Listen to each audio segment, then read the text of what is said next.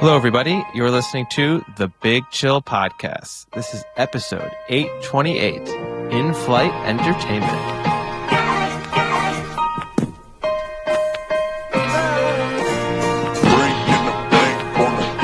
Hello, Big Chillians, and welcome back to the Big Chill Podcast. Frank, joined us with Eddie. Eddie, how's it going?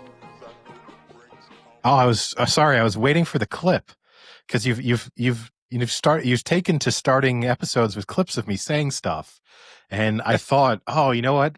Frank will play the clip of me warning people to not trust Joe Flacco, and that it would be so Joe Flacco-like to win that Thursday night game and then follow it up by giving the Jets their first win of the season. And I thought, Frank's a good guy, so he'll start with that clip because he's been trying to, every anti-Chiefs statement I make, he's been rolling those clips out. But I guess I'll have to prepare my pro Eddie clips myself in the future.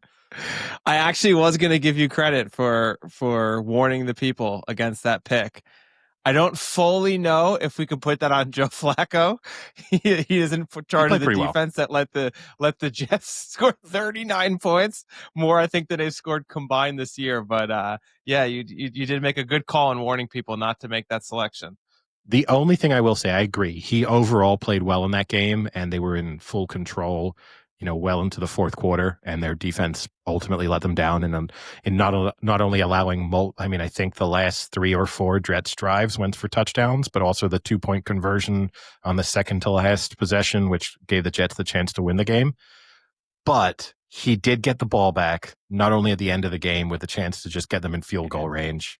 And look, you put yourself in that, but we talk all the time about don't give people too much time. Oh, how you're starting from your own 35. You only need 20, 30 yards to give yourself a chance.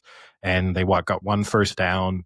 And I think the final 2 pass attempts too, he got pressured and just lobbed the ball out of bounds, didn't even give a receiver a chance, which I understand you don't want to turn the ball over. But when you know that the next down is going to be the game deciding 4th down, I think you got to try and do something with it. Just lobbing it out of bounds doesn't make a huge amount of sense. And then actually on the next throw, Chase is basically open. Like a good throw gets Chase the ball there and they get the first down and continue that drive. And he doesn't get him fully in stride. So whilst Flacco isn't the reason they lost, he did have the chance to be kind of the reason that they won. And he could have been the answer. Yes. And he wasn't. And he wasn't. Yeah. But I think, Eddie, maybe the big take home from that game is that sometimes it just takes an owner calling you a shitty player to wake you up and you play a good fucking game. And make you cry in the closet? So those are... does that mean Sam's owner belittled him for 15 years? Sam's all lubed up in the closet. He's ready to go. He just needs to be let loose on the NFL. He'd go for 700 yards. But that was, I understand. Look, I think it's easy to diminish the mental strain that being publicly criticized and knowing that you're playing poorly has on professional athletes. Like, I don't doubt that that's a big burden and weighs heavily on their shoulders at times. And so I admire Fields for speaking kind of openly about that. But the phrasing of "I was crying in my closet," that bit's just a little weird. That's because 2 things. Either it's strange if you weren't actually crying in your closet and that's how you choose to represent it.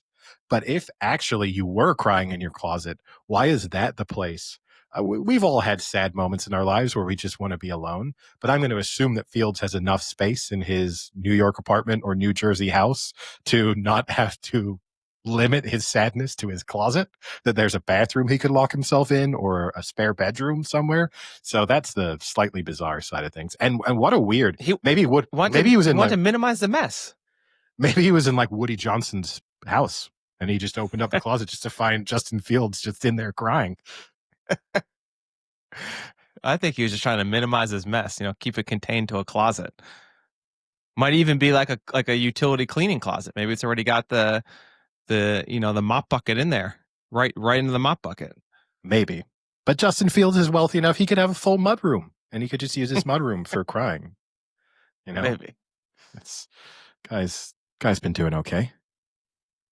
Yeah. But yeah, other than that, there were basically we always speak about how do you find a loser, and I managed last week. I questioned how you'd managed to find a loser. This week, I managed to only find losers.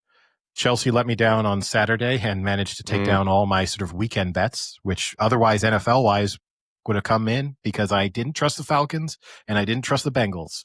And so when I was putting those bets together, I left them out. And then when it got to Sunday, I had to pick one of them to put in, and I put one of them in each one of the bets, and they contrived to take the other remaining bets down. So that was wonderful. Yeah, I had the Falcons in one of mine as well, teased up, and I thought, hey, listen, Kirk Cousins last year, maybe it was just coming back from an injury. They always say when you get older, it takes maybe a little longer, extra season. You're looking at Aaron Rodgers kind of being the example of that now, where last year he didn't look very good, but maybe it was because he needed that extra year after the injury or whatever it is. But listen, Kirk Cousins, I just don't think he's got it anymore. And I kind of feel bad for him the way he's gone out, kind of just like out of nowhere, signs a huge contract, goes to Atlanta, plays a few games, and now it's just kind of disappeared. But it is pretty evident why teams weren't calling to trade for Kirk Cousins, because that was not a good performance against an absolutely awful Dolphins team. Yeah, and again, I think we have to be fair too, right? That Kirk Cousins was not good, but I think he deserves a little bit of the Joe Flacco credit where, yes, he contributed to their loss way more than Joe Flacco did to the Bengals losing, but the Falcons defense also didn't help him out in turning No, the Dolphins offense into a fairly efficient machine. So, there was, and Bijan Robinson fumbling at a very crucial stage in the game.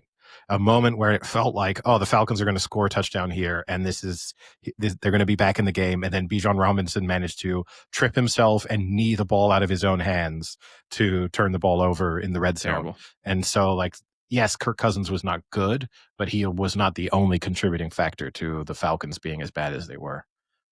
Yeah. Tua, 4 touchdown passes. I think that's also more than he had all season combined.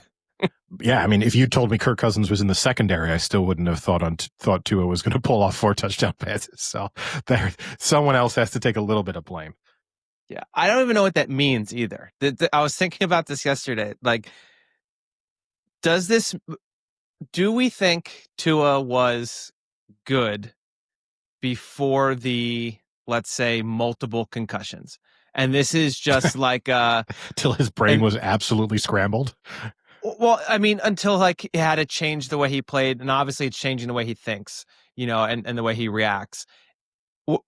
Is this just the blip where every once in a while you'll see a game where you see the potential that was there before all that happened, or is this just completely random out of nowhere? I Like, mean, was he even good? Like it's one of those like revisionist history things, Like I thought he was good those 3 years. It's tough with Tua, right? Because ultimately, the perception of him in college is so heavily formed by him coming into that national championship game and producing the comeback. And Yeah. without that, like that's understandably that's his defining moment in college. And it's the only thing I can really remember about Tua in college. But it shapes in my mind that's like he was dominant in college. Well, didn't he win the Heisman the next year? No, I know, but you know what I mean. But when I think back to his playing, all I can only really remember the game-winning touchdown pass, and The bomb on yeah, the left side. yeah, in overtime. That's kind of all I can really remember from his college experience, and it's the only game that I can sort of specifically point to. Whereas most quarterbacks, I have 2 or 3 games at least that I can think back on, and then I guess I just think we know what Tua is, which is if he's not under pressure and he has time, then he's good. And that sounds stupid because you could say that pretty much about any quarterback in the NFL. So that's the question, right? But realistically, we know that he's effective when either receivers get open fast and he can get them to quickly, or when he has time to make a completion. He's not good at making multiple reads and moving through his progressions. That's not his strength. So it needs to be, I want to throw to Tyreek Hill. Tyreek Hill is open, or else it's, I'm about to get absolutely obliterated by an edge rusher because I'm just staring down Tyreek Hill until he gets open. and there's no in between really with him. Yeah. Well, I don't know how many more games he's going to have like that in this season, but hopefully it's not when I take the other team because that But was annoying. but it really raises a question. I mean, the question is, what's Tua's political future like, though? Because I don't know. There's former Alabama quarterbacks now are becoming politicians.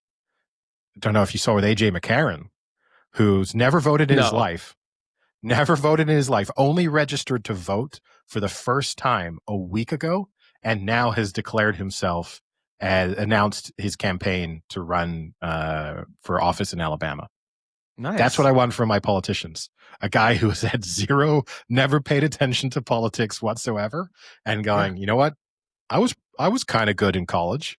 I was He's draining the swamp. yes, of himself. Like literally the definition of a game manager quarterback. And that's what you want from a leader in office. A game manager politician. I love it. Yeah, it's true. No flair, just efficiency, just wins. Just win, baby. The other disappointing game, I think, for me, Eddie, which was the other one that I had my losses on, was the Niners. And you duped me into believing in the Niners, and you duped me into believing in Mac Jones. And I think we both were duped into thinking the Texans were done and finished. And they've thoroughly handed, I think, the Niners a loss there. There was not much belief there that the Niners were ever going to win that game. Well, there was more belief than the Falcons. There were moments where they flirted with the idea of getting back in, but I do agree with you. That was never really a contest, even when the Niners got back within one score on a couple of occasions. But yeah, it was a bad outing for sure for the Niners. And I guess, look, it's one of those things where you have to look back and think, well, we kind of thought that win against the Falcons looked okay last week, but then you see what the Falcons do this week. And so, maybe you overvalued the win on Sunday Night Football a week ago, and that was reflected in the poor performance against the Texans. But the Niners have this in them, and the Texans have this in them too. They have that ability every once in a while to just produce good performances. And that was one of them for the Texans, and that was a stinker for the Niners. I don't think it changes my perception of either team drastically. Yeah. I will say, I think, last episode we called it a must-win game was the title of the episode. And, we started that by saying the Ravens, everyone was saying this was a must-win game for them, and they won. And then I think I jokingly said it both about the Dolphins and the Texans as being must-win games and as a joke, but then it turned out they were must-win games and they went and won. So, maybe I should have listened to myself. Every team we said had a must-win game won. I think so too. Even the Jets. I'm pretty sure I said jokingly the Jets. It was a must-win game, and they won the Ravens. Too. We said the Ravens was a must-win game, even though they were, with Lamar being out, it felt less good. And then the Ravens put in a really solid performance, and Huntley did a pretty good impression of Lamar Jackson. He looked like as you would love to say, a Walmart version of Lamar Jackson. And he definitely is a Walmart. Or we can modernize it. He was a Temu Lamar, and he looked pretty efficient. And also, as we spoke about going into that game, they just went back to what the Ravens are good at. They kind of ran the ball down their throats. They had a mobile quarterback, plus they relied on their traditional run game, and that made them hard to stop. But yeah, every team. The only team who I think lost a must-win game was the Bengals. Because it didn't they lost feel to like another must-win game, though. Yes. Yeah, cancels each other out. But that we didn't really call that a must-win because of the fact that we expected them to win. But the loss, it's a season-altering loss for them. Like, it basically, I think you write off their playoff hopes on the back of that defeat. And going into it, it felt like actually they were, Joe Flacco was going to give them just enough of a chance to get a ticket to the playoffs. And now I don't think so. Not if the Ravens are somewhat resurgent and the Steelers continue to be okay-ish, but not amazing. Yeah. And speaking of the Steelers, we kind of identified the Packers as sort of must win in terms of statement, not in terms of need. And they produced a pretty complete second half against the Steelers. Yeah. And actually, I think the main game we had said that was going to be a blowout and a statement game was the Bills. And I think we both had said that we expected the Bills to come out and kind of get off of this 2-game skid and not look like an effective offense and to really kind of get back to what they're good at. And they thromped the Panthers. I mean, that wasn't even fucking close from the start. So that was good to see. I mean, that I understand it's the Panthers, but I think that at least brings my expectations of the Bills up a little bit. I think my expectations of the Packers. I mean, we talked for a few weeks, like that maybe our Packers to the Super Bowl was a little premature in the beginning of the season, but at least that looked a little better on Sunday night. I felt a little more comfortable about that. The offense clicked a little bit there, and their defense did give Aaron Rodgers a little bit of trouble. He was definitely getting scared of Micah Parsons toward that third and fourth quarter. So that was good to see. But overall, I think, what was it? Only 2 favorites didn't cover the spread. So, most of the favorites did win. But unfortunately, I think for both of us, we relied on some of the ones that lost. Yeah. No, I mean, and the Niners, they weren't favored, but I really thought the Niners were better. No, the season started obviously with favorites being reliable, and then the last 2 weeks it's gone back to that. So I look forward to this Sunday when we're together, and there are actually quite a lot of heavy favorites. I look forward to all of them losing. That's the that's the inevitable outcome here. But yeah, no, it was. Yeah, I think for the Packers that reassured me that within them they can be very good on both sides of the ball. It didn't change too much for me when it comes to the Bills. Because with the Bills, I just think, the stealing an expression from cricket, but they're flat track bullies. When the going is easy, they look great. But when they get challenged, it's I'll throw another, we'll go with a quote, it's the Mike Tyson. Everyone's got a plan until they get punched in the mouth, in the face. And the Bills usually don't have a plan once they get punched. And so the Panthers didn't trouble them. And so they were just able to roll all over them. I'm not confident that means that when they play a good team or when they get behind, that they are going to be able to pull out, a dominant third quarter, dominant fourth quarter to get themselves a win. Well, we will see together next Sunday in the afternoon slate when the Bills play the Chiefs. That'll be a great matchup. No, I said when they play. I said when they play a good team. Yeah, I know, but I'm saying this will be like a warm up for them, right? Yeah, but Chiefs, Panthers, pretty much on a par. So it's proving nothing. We know what they can do against mediocre teams who sometimes win games. I did see, speaking of the Chiefs, who cruised pretty comfortably once they got into groove in that second half. Someone posted up a bet where they basically went like heavy Chiefs prop bets, and everything hit that game. That was a great game to have Chief prop bets, which I did, which was nice. But I didn't win, but I almost won. It was nice. So close. It felt great. Someone had basically played the board and had Mahomes 300, and he ended up with 299 in passing yards. That always sucks. That's a tough beat. But yeah, I don't think I had 2 actually major talking points from the weekend. I think both of them you'll like, because one is obviously rules related, which I know you love a good rule, and the other is a strategy analytics, which I know you love analytics almost as much as I do. So the first one is the rule change, and I think it's pretty obvious with the tush push.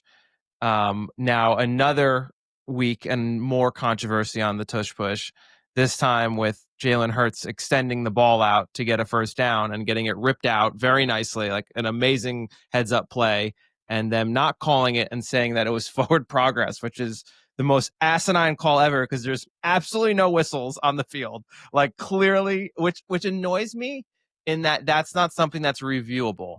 Because if you call forward progress, you should have to have blown the whistle to call it. So why can't you go back and listen for a whistle and see when it happens? Because there is no whistle. But regardless of whether there was a whistle or not, let me finish this. It was not the end of forward progress, because if that were him not getting the first down, but then he like extends the ball out and then keeps getting pushed, they're going to keep counting that every fucking time. So the inconsistency in this call is just another reason in the long line of reasons now where you just have to get rid of this play. So I don't think you have to get rid of the play. I think you have to start correctly officiating the play. That's the real thing. And okay, so to address the first issue, I mean I've long had a problem with the idea of forward progress and the inconsistencies in the way in which it's applied, and sometimes a player keeps getting pushed, and you kind of allow that scrum to form around them, and then and even sometimes they then get stopped, but then a couple linemen come in from behind and then they Yep. push them forward for a couple of yards. That's okay, but then the next time he's kind of being tackled and then he breaks free, but it's like no, we called forward progress, and then there's fumbles and there's not fumbles, and like it's a stupid rule. It's just applied so inconsistently. It's a you know so I agree. The reason and the argument, which I get, the reason why they can't do the is there a whistle is because syncing the video to the audio is tough, and that you would likely have some issue there, and so it actually wouldn't allow you to make a smarter decision based on replay review. But I think they just get rid of. You need a more concrete definition of what forward progress is as to how it gets defined, and then from there you can work. But yeah, it's it was very clearly a fumble when you watched it in real time. Like I think that's my issue with it. Is it wasn't one of those like, oh wow, he was in a massive bodies and turns out the ball came out. It's like, no, it looked like a fumble watching it live from the original camera angle. And yeah, they treated it as if he was reaching over the goal line. Yeah. Fundamentally, that's how they like, oh, he's got the first down, end of play. Let's move on. Like that's all they wanted. That's all they wanted. Let's not Yeah. worry about. They're Yeah. not trying to pick up 10 yards on it, so it's okay. The Eagles achieved their goal. We'll stop the play and we'll move on. Yeah. So yeah, I do think they need to officiate it clearly. And again, as we spoke about sort of last episode, it feels like they're cracking down on the tush push for everyone other than the Eagles. Yeah. Like every Yeah. other team, oh, you can get a false start. Oh, you can get this penalty. But the Eagles just let them do what they want.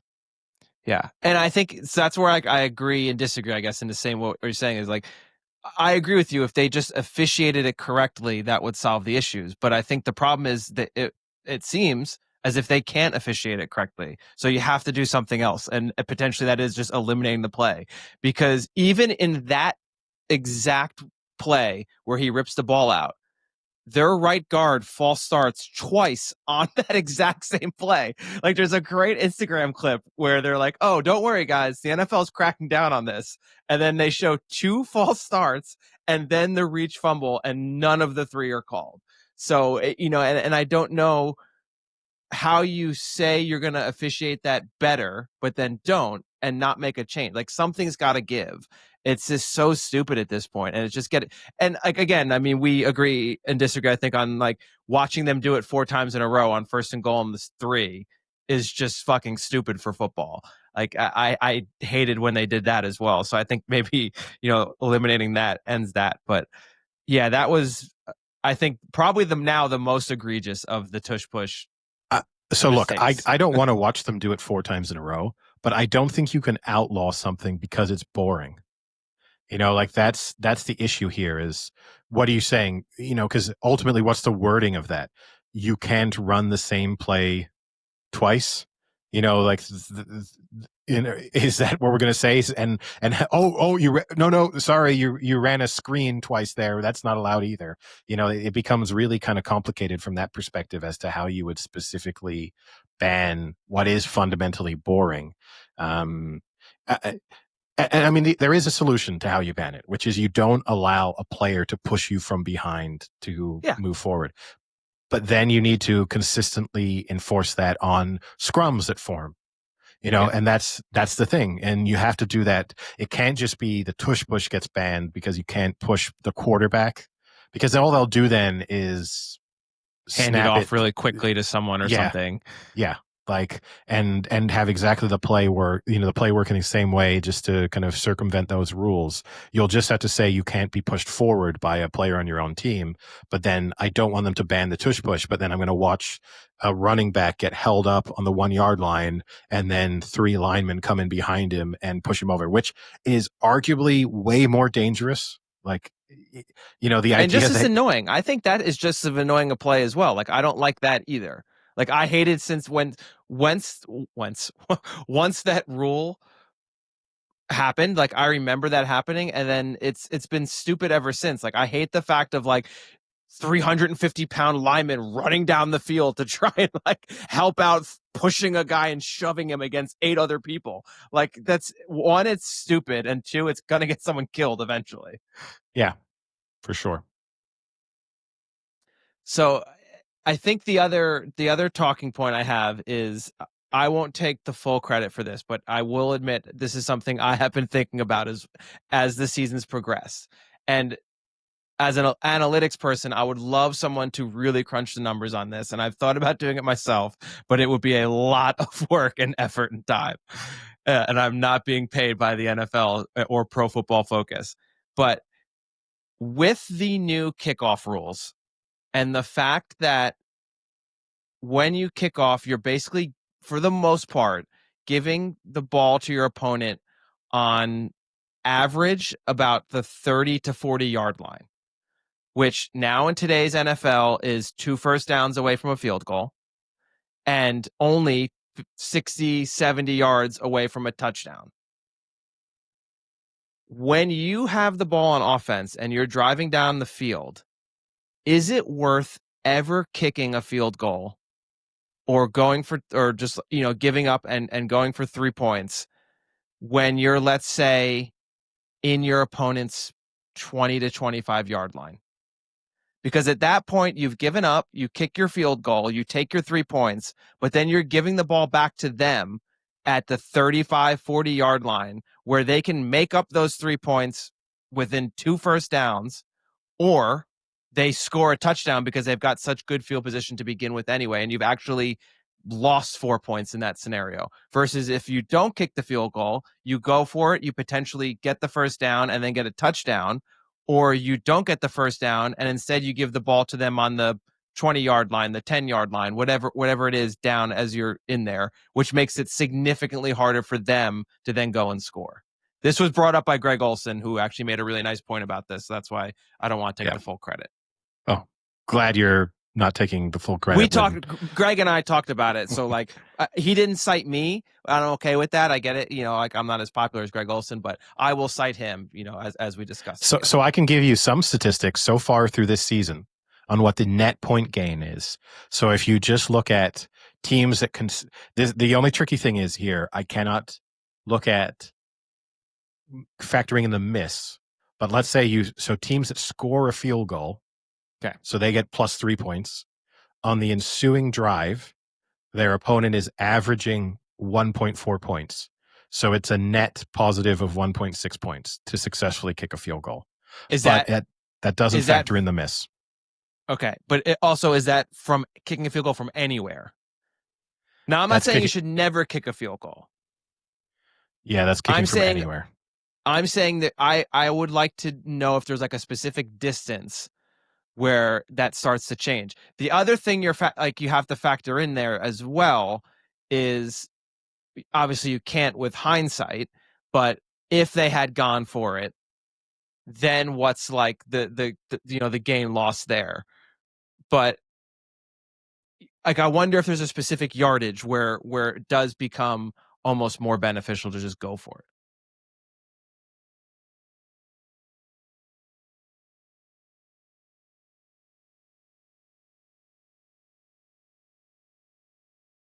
So I can slightly update that statistic based on field goals taken within 30 yards. So that's red zone field goals, basically. Like a 30-yard field goal or taken within the 30-yard line? 30-yard field goal. So it's a red zone field goal attempt. Yeah. There, the net outcome, net point gain is 1.9. So it's actually higher, which is interesting. Yeah. But so opponent average starting position is on their own 27-yard line. Okay.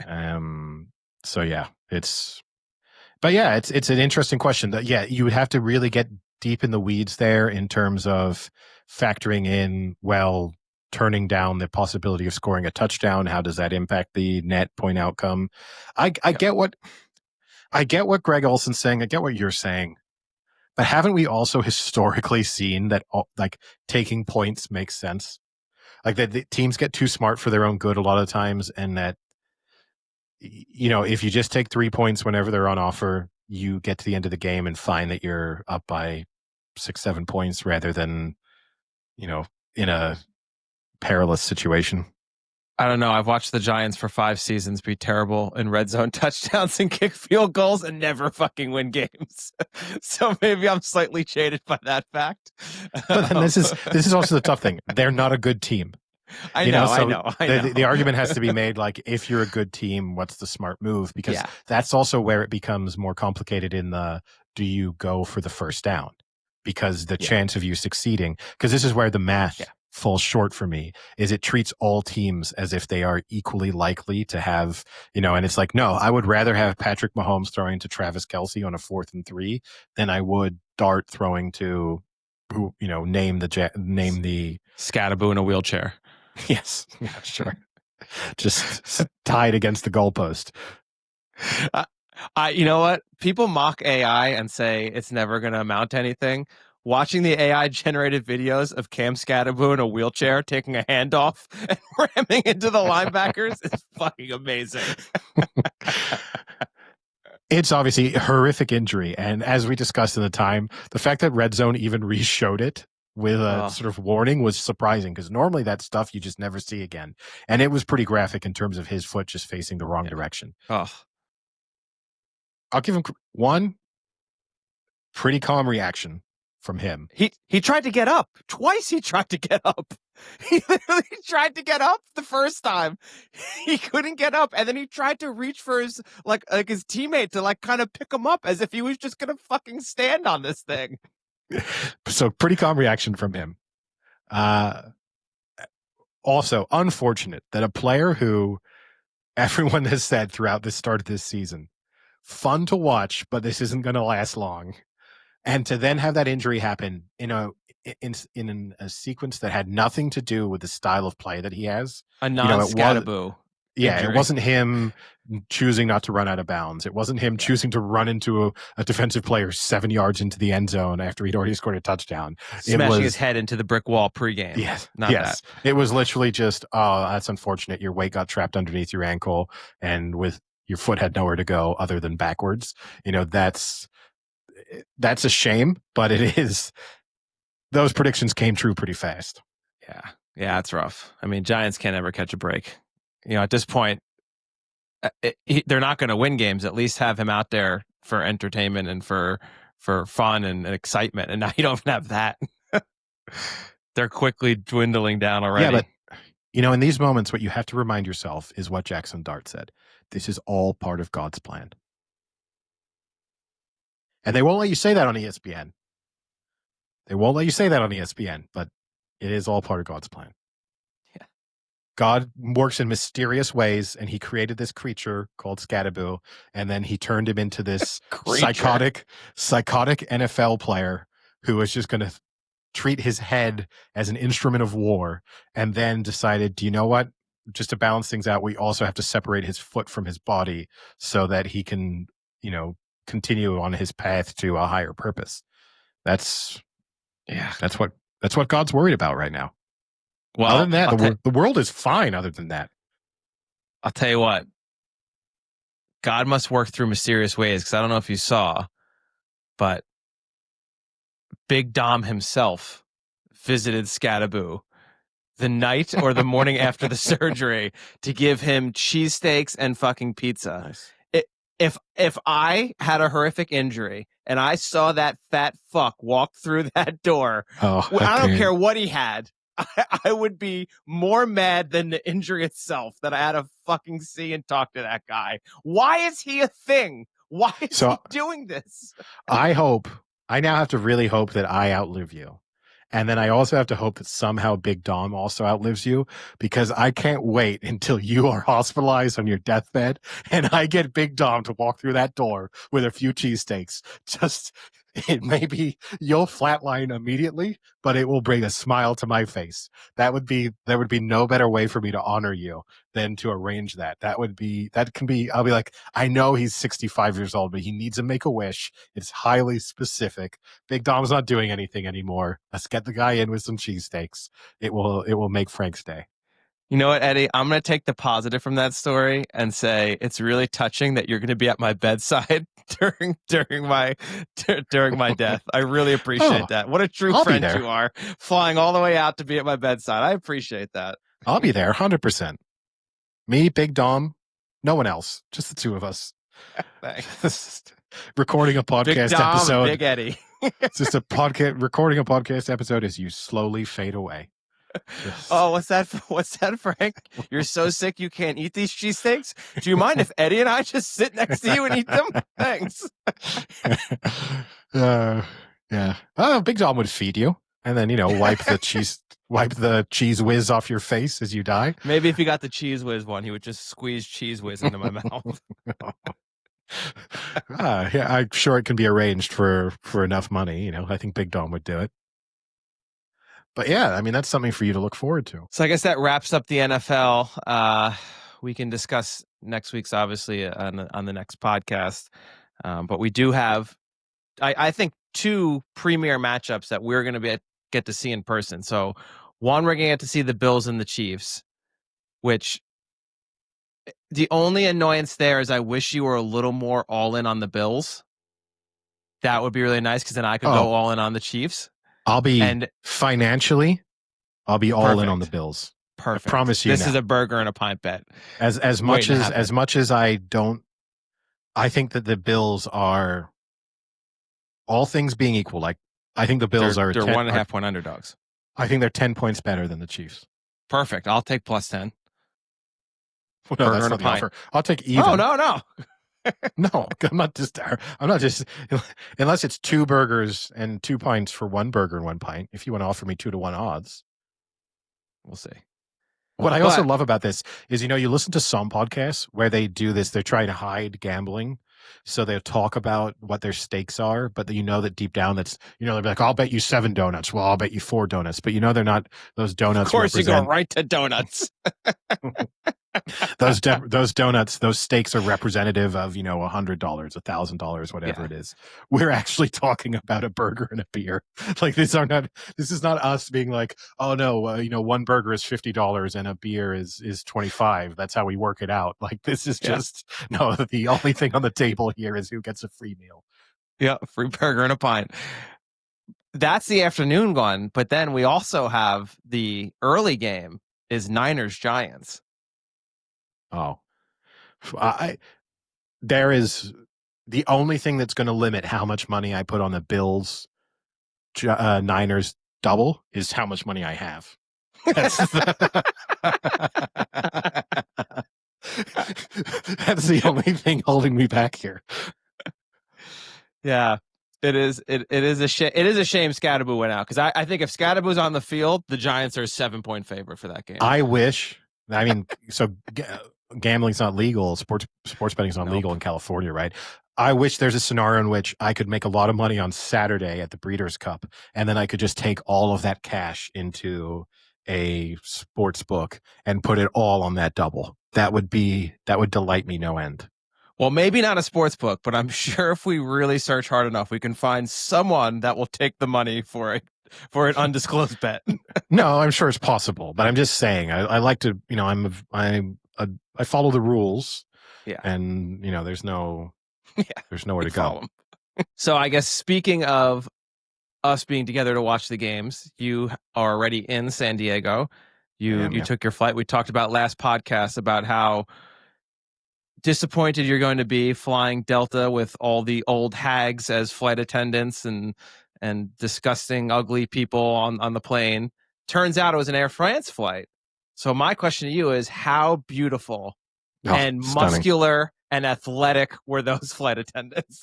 They were mostly young-ish. I mean, in their 30s and 40s. I had confidence in them in the case of an emergency. They were French, so that kind of, negative points for that. Confidence? There was the main flight attendant. he he had clearly got his uniforms up when he was probably 40 pounds lighter. And the jacket didn't really fit anymore. He definitely was not going to be able to button the jacket. And even he had that unfortunate thing when you have a really big belly and like your belly's hanging over your pants. And so the last button on the shirt is no longer functions as closing that shirt. So the belly was visible, which was, that's a little bit off putting. Like Oof. as if we were landing on the water, I don't know how that just the sight of that belly would have, you know, thought think we'd have reduced our chances. Are you But sure he wasn't overall, like a Delta fill-in? possibly. But he's under 70 though, so probably not.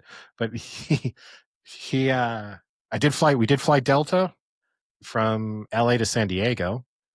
That was, I mean, it's only two flight attendants. They don't do anything on that flight because it's It's like take 30 off you minutes. as soon as you take off, you're landing. Yeah. But still, it was.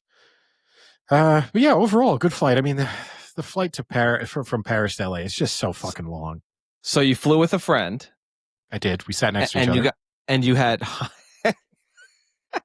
you had high aspirations Mm-hmm. of palling out for the entire flight. My first question is, which I think the listeners might want to know. You're a bigger guy. You're above average height. I would know because I'm 5'11 and a half, which is, Yeah, also above average. And you're taller than me. You're higher up yeah. there. I'm You were 6'2". flying with you were flying with another person who is over 6 foot as well, about the Yeah, same height, right? about About six six. two too. Yeah. A more And slender person, but yeah, more still slender. tall. Yeah. And you guys chose to sit next to each other, which means someone had to take the aisle seat. No, so we were at the bulkhead. We Oh, had okay. unlimited legroom. We Nice. were Okay. in front of us. Not only were we at the bulkhead, we were in the bulkhead where the flight attendant has the drop down seat in front of you. Mm-hmm. So literally, I could not touch anything in front of me. If I'd wanted to. Nice. That's a nice seat. So and The only the only I was on downside the is aisle, you have to the flip up the TV. screen. And so it Yeah. does mean you've got no TV takeoff and landing, so Yeah. you do, which I don't care about landing so much. Although if you have a bumpier landing, it is kind of nice to still have a TV to zone into as potentially plummet towards your death. But takeoff, when you're just sitting on the runway and you're taxiing and all that, and you have Yeah. nothing, that's a little dull. But I had David to talk to, so that was fine. We did not look at ours TV screens for a solid opening 90 minutes of the flight, I'm going to say. Wow. Yeah. Wow. Did you have meals at that time too? We had one meal shortly after Okay. takeoff, which was the only full meal service that we had. Yeah.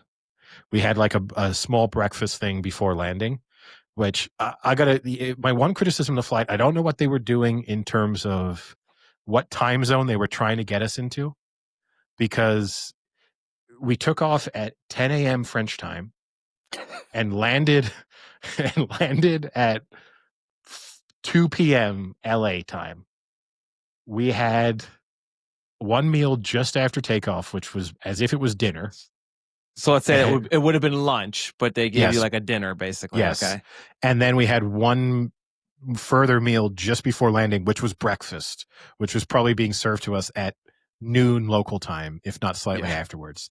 And then also they then closed, they dimmed the lights and closed that in a timing where it's like, I guess I know that they're trying to encourage you to sleep. People want to sleep on a long flight, but this is not nighttime in France, nor is it nighttime in LA. Like, this is not helping you. You're just, do you know what? I want to get my body synced with Jakarta right now. This is what I want to do mid-flight. So that just, well, that in the bit beginning, confused it me. would have been nighttime in the US. But they didn't dim the lights until 4 hours into the flight.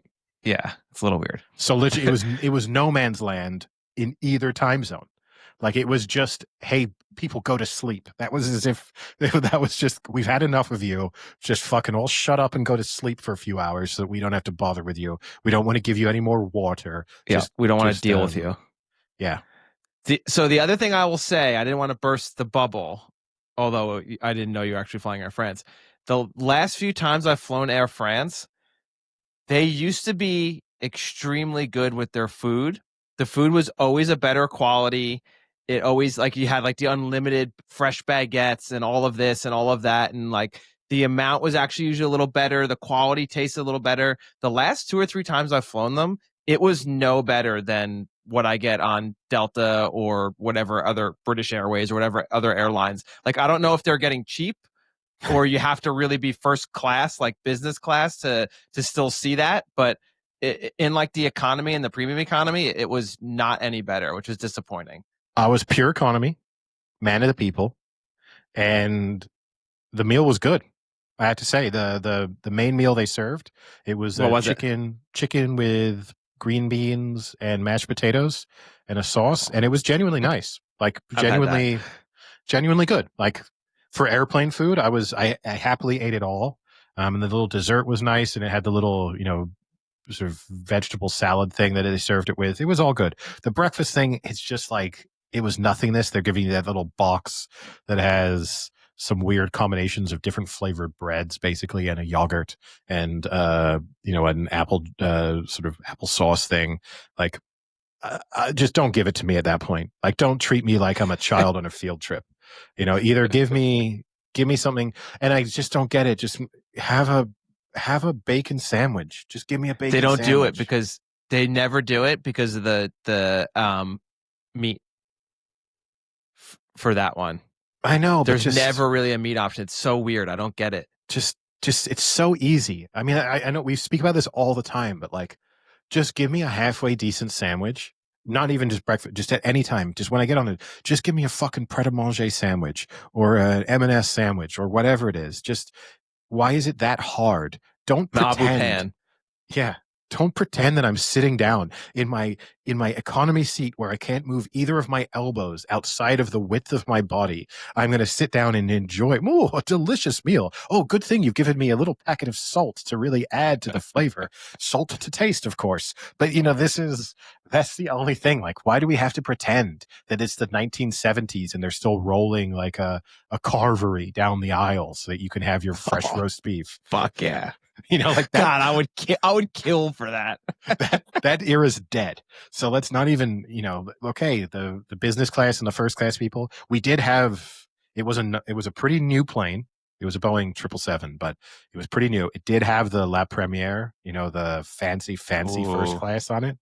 Yeah. Which had I'm gonna guess the guy was some kind of YouTuber or influencer, because if you want to feel bad about your 11-hour flight, first of all, I saw him going through the La Premiere entrance, which the only satisfying moment of that is he went through, and then another guy tried to follow him, and that guy got no, this isn't business class. You're with the other people. Like, he just got shoved in with our line. That made me feel slightly better.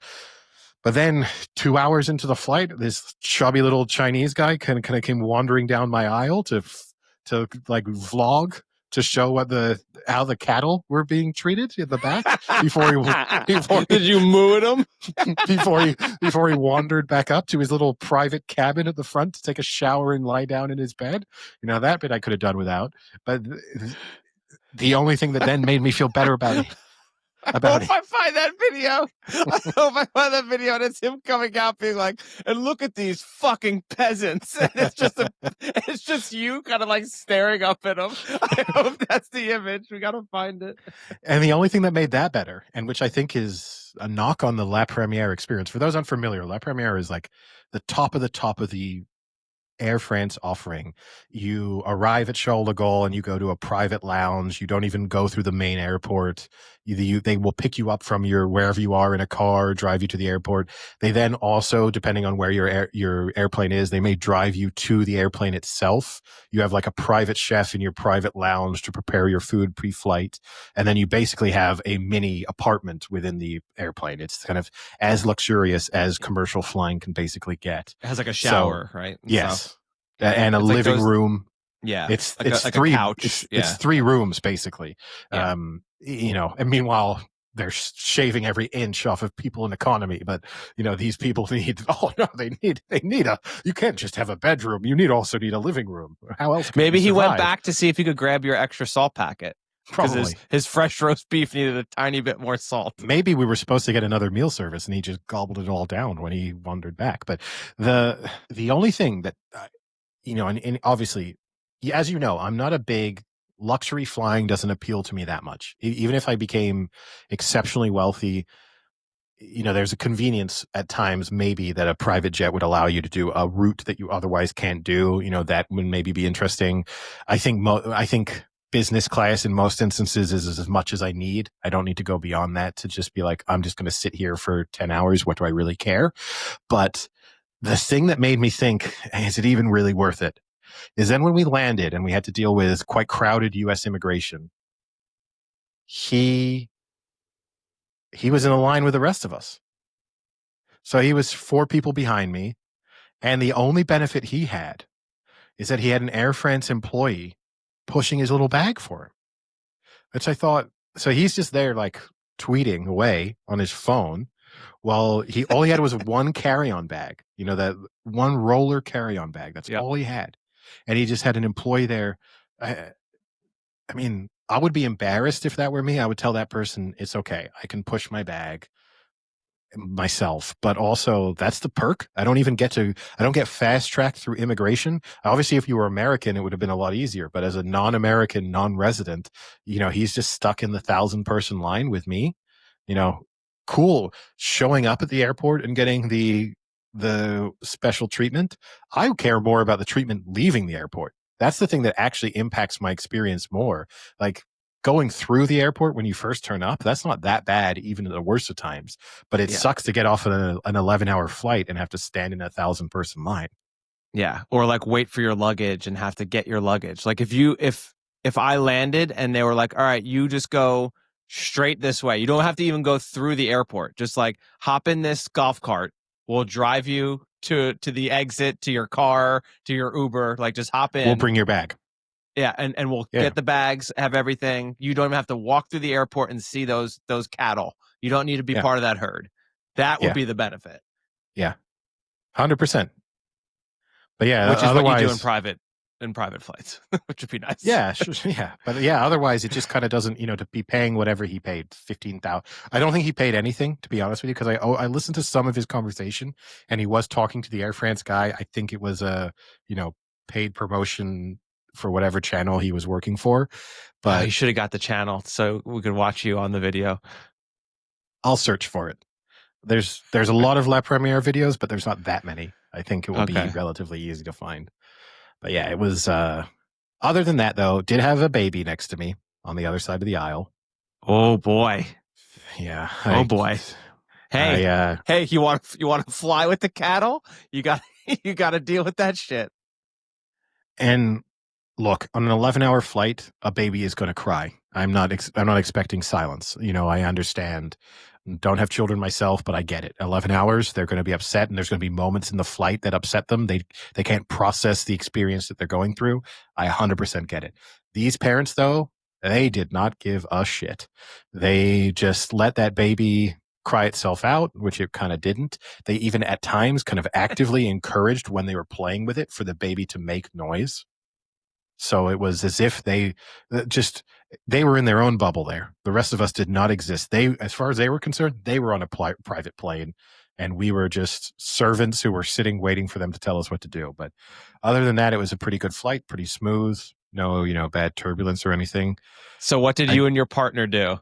Was there games? Was there common show watching or movie watching? Never common show watching. We did not sync up the it. movies. Eddie, when we fly on Monday, we will sync up the movies. Okay. We did not sync up the movies. I don't think we even really watched the same things, to be honest. So I hadn't seen Sinners, so I watched Sinners. Nice. I watched Mickey 17. Yeah. The Robin. You want to know something about Mickey 17, Eddie? Yeah. The book, way better. Way better, of course.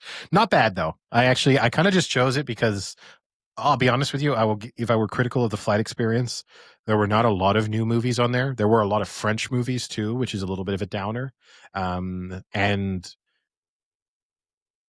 there are a lot of movies that over the last year of flying, it's kind of the same movies and new releases. Like Twisters was still in the new releases section, which is kind of unacceptable.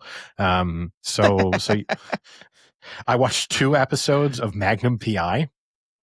which The is the the old one? the new one, Oh, which is just like laughably bad. It made me laugh out loud on I think 2 occasions just because of how just idiotic the plot twists are. But I kind of like that because they're 40-minute episodes, and in the final sort of segment of the flight, I kind of got down to about 2 hours left, and I was like, okay, I found it easier mentally to do 2 episodes of Magnum PI than I did to reinvest in another movie.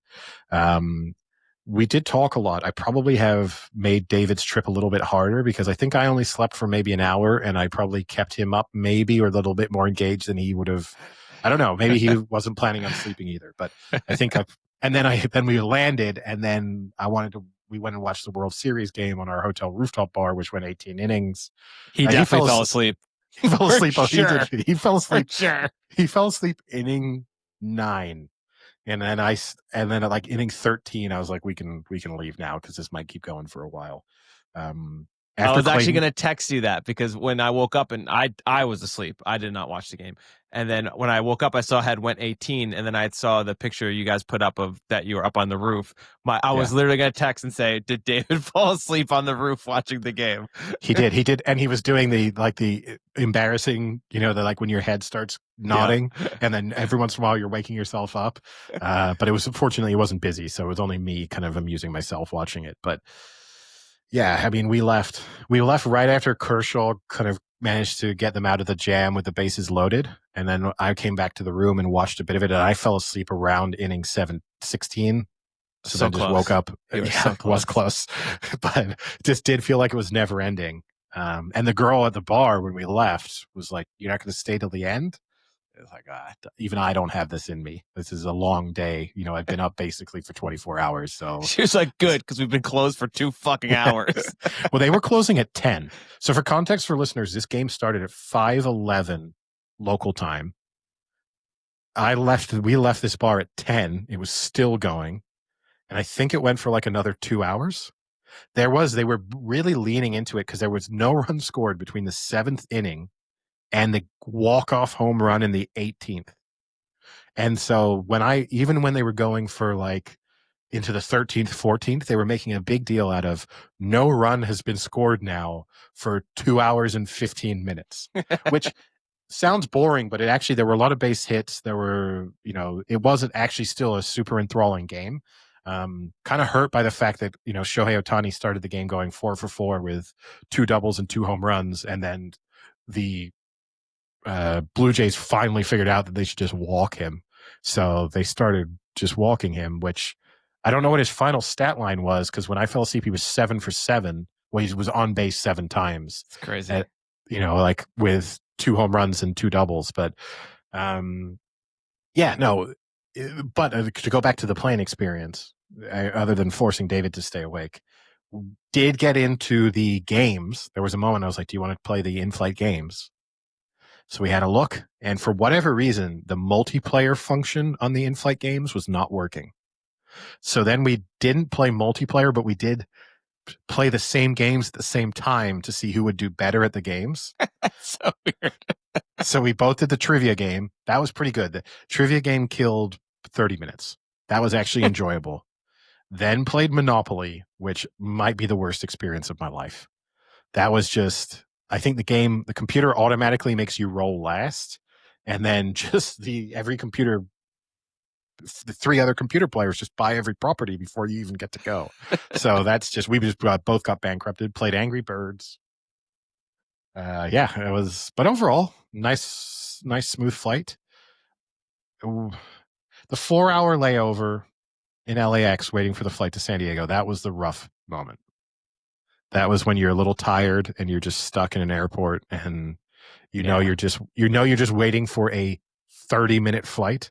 Like you feel so close to your destination, but you are like, I'm 5 hours away. That's not fun.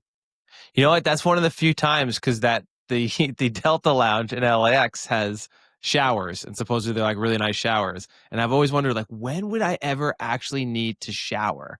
That could Maybe. have actually been the one time with the 4-hour layover.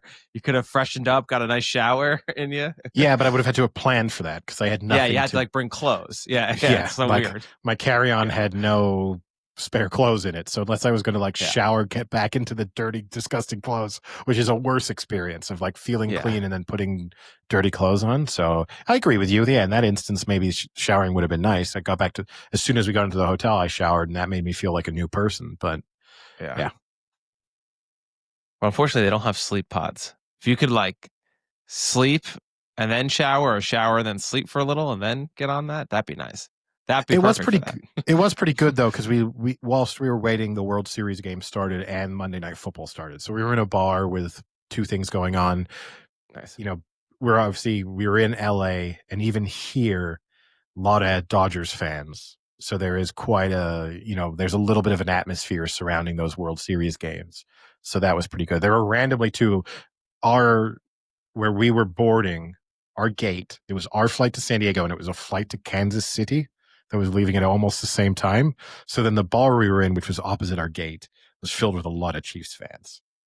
So there was that going on Perfect. too. Yeah, kind of strange. Did you tell them how much you love the Chiefs this year? I didn't, but there was one maybe 50-year-old woman who just kept telling the bartender.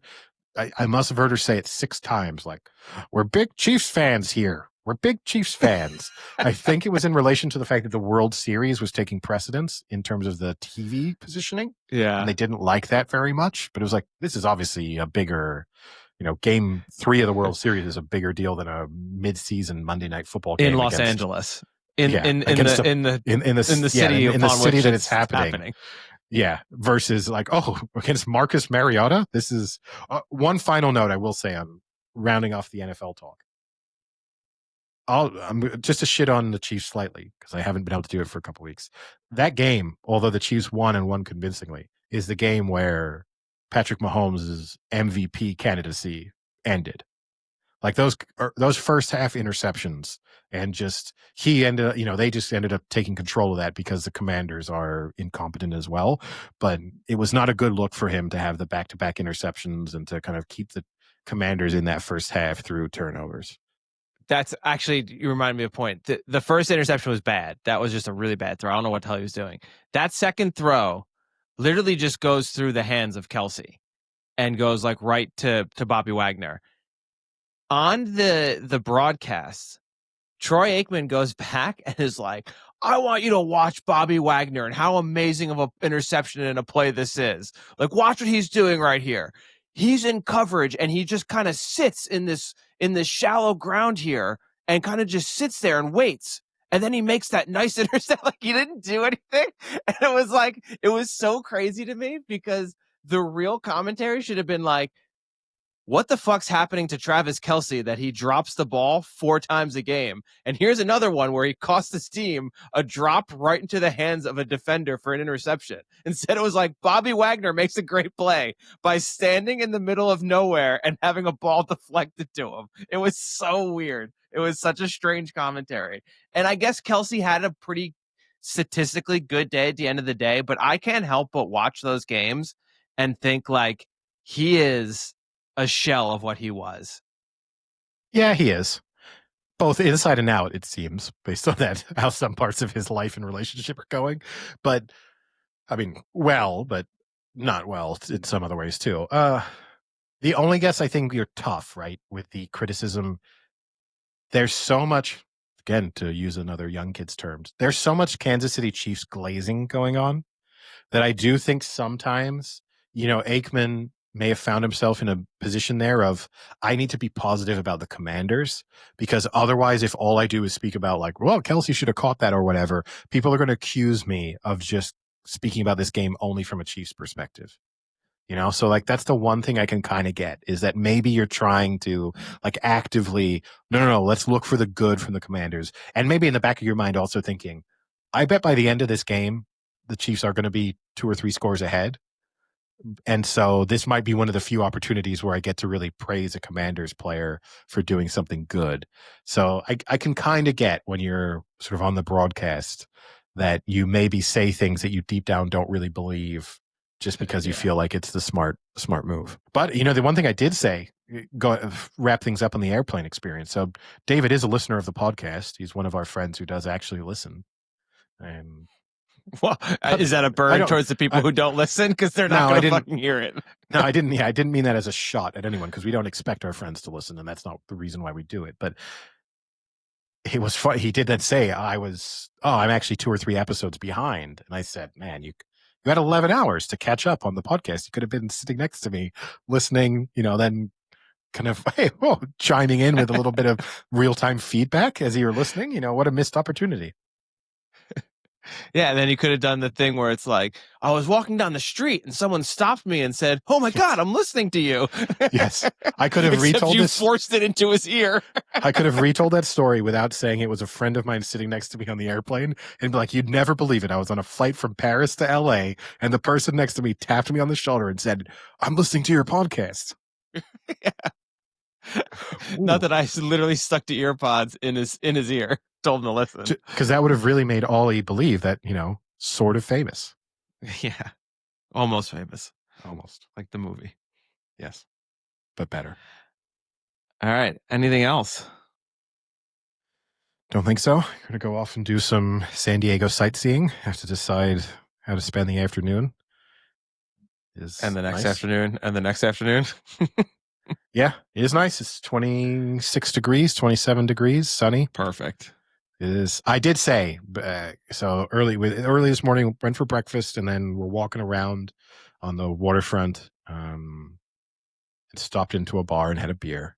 I did comment that if I lived here and that was available to me 12 months of the year, the idea that I could just stroll down, sit on the waterfront in, end of October, 11 a.m. and it's 22, 23 degrees. I'm in shorts and a t-shirt and sunglasses on. I don't think I would be in a bar every day. Like there's just no way. There's just no way that I wouldn't be. It just is so nice. It's just so, it's just such a nice experience. Like it's unfair that this isn't all of our lives all of the time, really. But I would never do anything else. I love though, it's like the weather is beautiful. I'm walking on the beach. If I lived here, I would be active and be on the beach doing activities every day. It's like if I lived here, I would be in the bar every day with my shorts and sunglasses on. It would be both. Well, look, I'm not going to walking up and down the water. It's not me jogging with the San Diego Fire Department, which is the people who are running up and down the beach. That's not going to be me, but yeah, no, I would be, there's a lot of activities that I can't do living where I live that would become available to me here and also be available year round. That would be wonderful. I love swimming. That would be something, Would you be a surfer? No. Would you try surfing? No. I've had plenty of opportunities too. I don't think, I'm positive about my athletic abilities, but I think similar to skating I don't think that type of, whilst I have good balance and good coordination, I don't think that type of balance is my strong point. So I don't think I would ever be able to be a very good surfer. And I have no interest in most like sporting activities of doing something that I can't do at least reasonably well. Like that doesn't. Fair enough.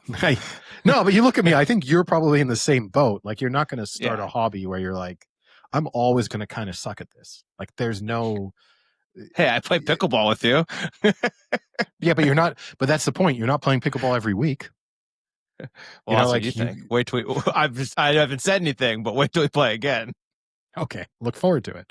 But that's good. No, I mean, look, it's kind of unfair that this is some people's lives. And look, there's lots of things wrong with San Diego too, and there's lots of other places in the world where you can get that same kind of environment. But when you are here and it's October 28th, and then we just took an Uber back to the hotel on the way to record this, and then I asked the Uber driver, I was like, in December, how much chillier is it than it is now? She's like, oh, sometimes it's warmer than this. I was like, yeah, oh, God. Her exact words were, sometimes I have to wear a sundress. I actually think she said sometimes you have to wear a sundress, which was, I was like, I kind of wanted to say I would never wear a sundress, but I knew that joke wasn't gonna go down. I wouldn't be caught dead in a sundress. No, I mean I've said this since I was a PhD student. Like, if I could move anywhere in the world, it'd be San Diego. The weather's always perfect. Like, it's like it's a good city where it's a city, but it's not a massive city. Like, everything about it is nice. The food is good, but it's just a tad too expensive. It is pretty expensive. I mean, coming from Paris, it's probably, it doesn't feel that expensive, but and the Well, the weakened housing is dollar, expensive. yeah, but so's Paris. But the weakened dollar helps a bit too, because and also you're on holiday, so everything feels a little funny money when you're kind of spending it. But I will say, the Uber driver, if you just want to taint your image of San Diego, because I did compliment, it's a super clean city too, which is Yeah. very un-American, because a lot of American cities are quite dirty and you do see trash around a lot because you people are complete slobs. But but no, it's a super clean city. And she said, oh yeah, the city's like invests a lot and has done for the last couple of years in cleaning up, in part because they had a hepatitis C outbreak in the city because the homeless people were just pooping all over the place. And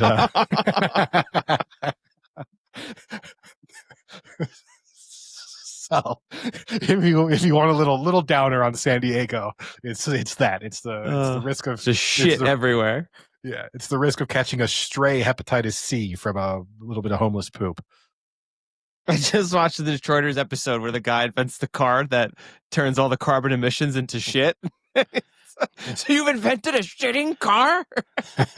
Maybe that's what it was. Maybe they just were so advanced they had shitting cars. Maybe. Or at least the commitment to coming up with the infrastructure to support it without the technology to actually harness the ability. All right. Well, with that, I guess we'll call it a day, and I'll talk to you later. Sounds good. Talk to you later. See ya. Cheerio.